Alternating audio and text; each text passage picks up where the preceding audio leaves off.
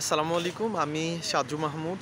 তো আপনাদেরকে দেখানোর চেষ্টা করছিলাম দরগাপাড়ার যে ঝুলন্ত ব্রিজ, এটি একেবারে সোজা, একেবারে পদ্মা গার্ডেন মুক্ত মঞ্চের রাস্তা।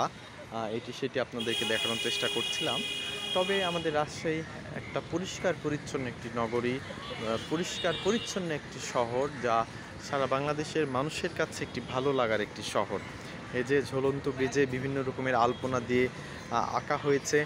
সব মিলিয়ে এখানকার দৃশ্য, পরিস্থিতি, পরিবেশ আপনাকে মুগ্ধ করবে, বিমোহিত করবে। সৌন্দর্যগুলো আপনাদেরকে দেখানোর চেষ্টা করছিলাম। রাজশাহীর যে পদ্মা পাড়ের সেগুলো আপনাদেরকে দেখাচ্ছি। সব মিলে আমাদের ভিডিও আপনার কাছে কেমন লাগছে আমাদেরকে কমেন্টের মাধ্যমে জানাবেন, এবং আমাদের ভিডিওটি ভালো লেগে থাকলে অবশ্যই শেয়ার দিয়ে আপনাদের বন্ধুদের দেখানোর সুযোগ করে দেবেন। পদ্মার পাড়ে বসে থেকে গল্প করতে কার না ভালো লাগে বলেন? পদ্মার ধারে বসে থেকে অনেক মানুষরাই গল্প করেন, সুন্দর মুহূর্তগুলো উপভোগ করেন।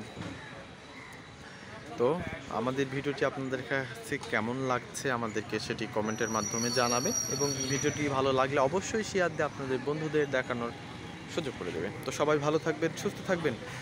রাজশাহী থেকে, পদ্মার পাড় থেকে আমি সাজু মাহমুদ। আল্লাহ হাফেজ। আসসালামু আলাইকুম।